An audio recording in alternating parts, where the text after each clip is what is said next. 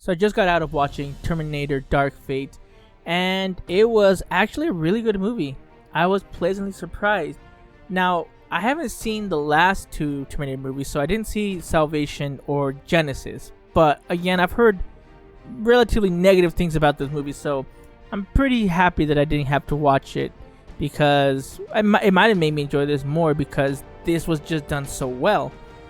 So in this review, what I'm going to do is I'm going to give my non-spoiler review the first half, and the second half I'll go over specific plot points that I liked, didn't like, and overall how it affected the movie. So the premise of this movie, so this is the non-spoiler part, is that there's a Terminator that has come back or has come from the future, and also a person who is augmented has come back from the future to help save a new protagonist. And they're trying to protect this girl, and her name is Danny. And we have Sarah Connor, who's involved in this, that gets involved with Danny and with Grace, who is the augmented person, who's fighting I can't remember the exact name, but I think it was Model Number 9. And so that's the premise of it. And from the trailer, from what you've seen, we see that Arnold Schwarzenegger is back in the movie, and he helps in some capacity. Now, I don't think that this is actually a big spoiler, and I'll go into more details of that later on, because they have done major spoilers in trailers before where it was just ridiculous, like the whole thing of John Connor being a robot or being a Terminator. Like, when that trailer dropped and they showed us that was stupid.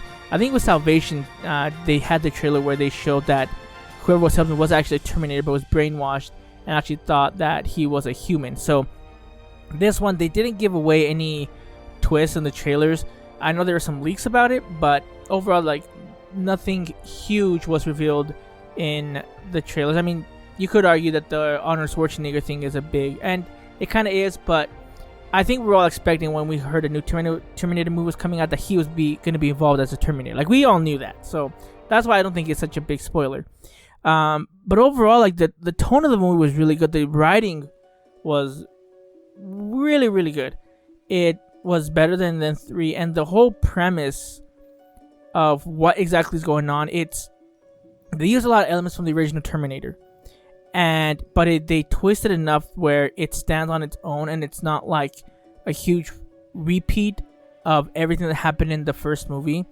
And I really liked it. I can't really complain about it too much, or even say. I guess one of the things that was probably the best were the action scenes. The action scenes were way cool. They did like over the top stuff. Like, you see in the trailer, like they're fighting on an airplane. that thing gets crazy. And the tenacity of the Terminator is above and beyond anything we've ever seen. And I really liked it. Like, this Terminator went balls out. I was like, I'm gonna complete my mission. So that was really good. The ending, it leaves to possible more sequels. We don't know, but it does end in that way, that there possibly could be one. Because here's the thing about the movie is you get an explanation of why these Terminators are still coming, and you really start to wonder what's next after this movie. What can be done? That it is opened up to a sequel, but it also could be just the end, and this is how the Terminator franchise finishes its movies. And actually, it would be fine that way too.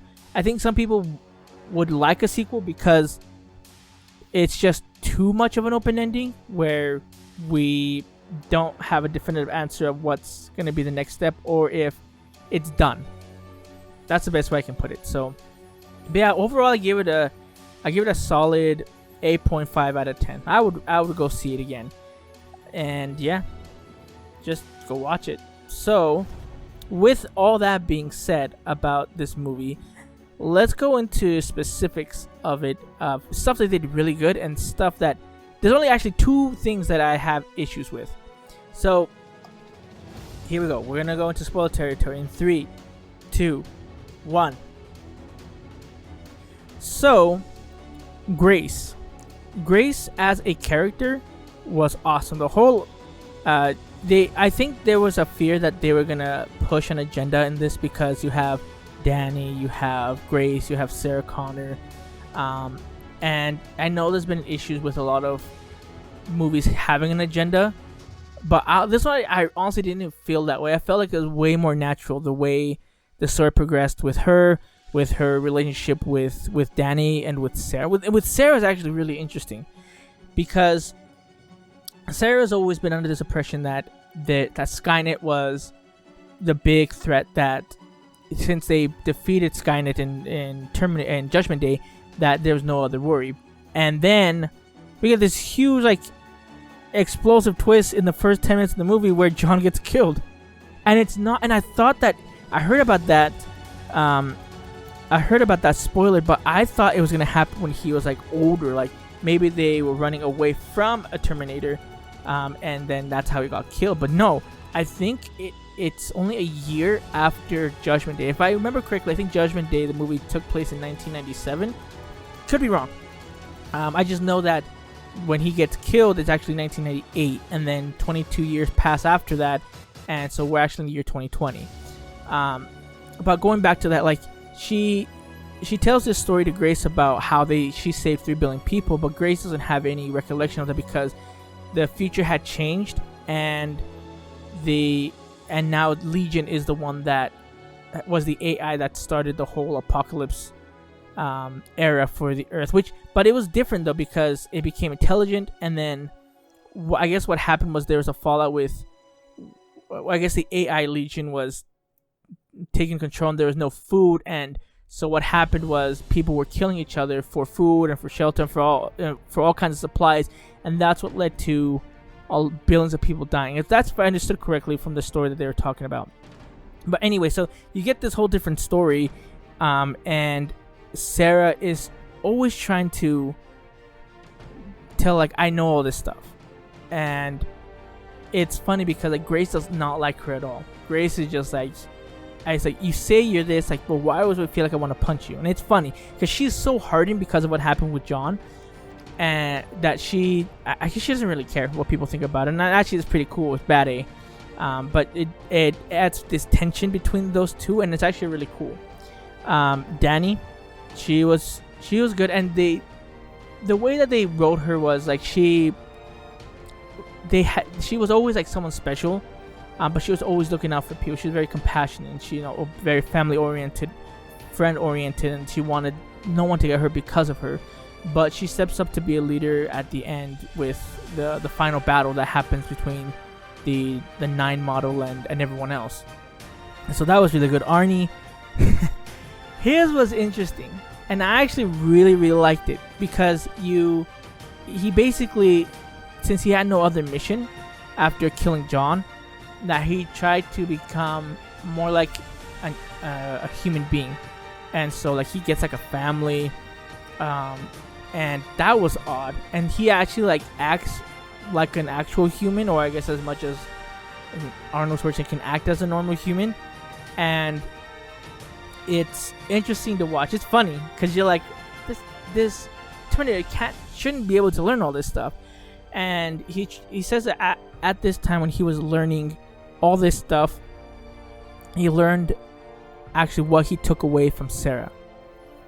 And that was one of the reasons why, and here's a big twist, is he, for some reason, gets these, I guess, how do I call them? These time distortions. And he gets like alerted by it. And I didn't explain too much as to how that happens, but he gets alerted by it. And then he would send these messages to Sarah, these coordinates, and it would be cryptic, so she didn't know the entire time until they actually went to the coordinates.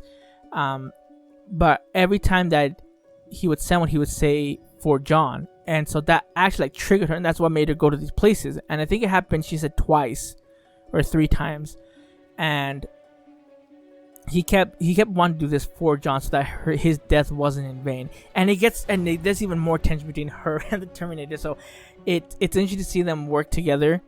And it doesn't, and it's not like one that would always go, because she even says like, after this is done, like, I'm gonna kill you. And he's like, I understand. He knows what his fate is, and he accepts it because he knows what he took away from her. So all that was cool. The fight, there's really dramatic moments that that made you tug on your heartstrings a little bit. Made me feel for the characters, and it was really good. Like, I was really invested in all of the characters, and it really sucked. Like, when, and this was just in the beginning when Danny is first introduced. Like, we get her family introduced as well, her dad and her brother, and they get killed off really early in the movie, and it sucked because you really felt for her. And I think she was really good. I can't remember what her name, the actress name is, but Danny was bad A, and she wasn't like a damsel in distress. So I know in the first the first Terminator movie, they had Sarah Connor, who was always the one in danger, but in this one they gave her more of a assertive role, and I think that was really good, and it just made her look great. And yeah, that I could go on forever about the plot points of what I really like, but I do wanna just point out two things that bugged me. The first thing is, and this is gonna be probably one's complaint, is time travel. Time travel, again, it is very wonky in all of the Terminator movies, and any movie that has that involved as a plot point. And this one doesn't really make sense because, again, Skynet never came to be, so they thought they terminated, or that they stopped Judgment Day. So my question is, if that did happen, then why are these other Terminators still here, or why are they so programmed to destroy when there's nothing to bring them back to, or there's nothing to like, I guess, give them reason to carry out this mission? And from what we understand, Sarah Connor, she said that there was multiple Terminators, and she thought that if they were away and that they didn't have any pictures of them, that the Terminators wouldn't find them, but they did and killed them. And it's just a weird thing because it feels like they mixed in Back to the Future with Endgame time travel theories. So basically, we have the Terminator who goes back in time to Arnie, and as he's back in time, Skynet never happens. They destroyed it, they saved it, that's never going to happen. But he's still programmed to kill John Connor. Now, if we looked at it Back to the Future style, that should basically disappear them from the past, but it doesn't. So they're stuck in there. So it kind of reminds me of Endgame, where Endgame says like you can't change your future. So if they go into the past, they go to a different timeline. But this one is like they get separate. I guess they get separated from their future, and wherever they're placed in time, that's their new reality. And if their future gets destroyed, it doesn't affect them at all. At least that's what I understand. Again, it's all kind of wonky, and it doesn't really make much sense. That'd be my only big complaint about the whole time travel thing. The other one is the weaknesses of the Terminator, of the 9 model. He has really interesting powers, so he can basically split himself. And from what I understood is that he has a part that's like his internal, let's say, brain part that has like a liquid, malleable skin that he can remove from his like skeletal frame, which can act independently as well, and then he can basically get those two together and then be whole again. But it doesn't really make sense on what would actually kill him, because the way that they kill him is, well, it's with an EMP, which is said that would work, but it looked like he was gonna die anyway from the damage that they did. But again, I don't know I guess I don't know like how much damage it needs to take before it can die, because Grace also says that she was augmented and that I guess she could kill the Terminator in a few minutes, but it's not explained as to how she could do that, because she smashed it, she shot it.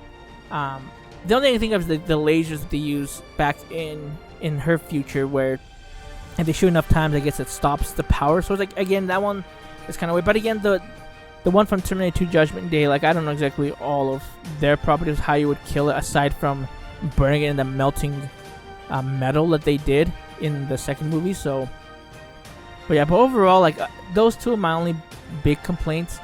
But those were basically after the facts. Like, I was invested enough to where it didn't bug me or take me out of the experience to really ponder about it. It was only after. So overall, did a great job. Again, 8.5 out of 10. I recommend to go see it. It is a great one. If it's the last one, it was a good send-off. If there's going to be more to come, then it's a great starting point. So yeah, let me know what you guys thought about Terminator Dark Fate. Whether you liked it or didn't like it, leave comments below. This is David the Smash Fan, and I'm out.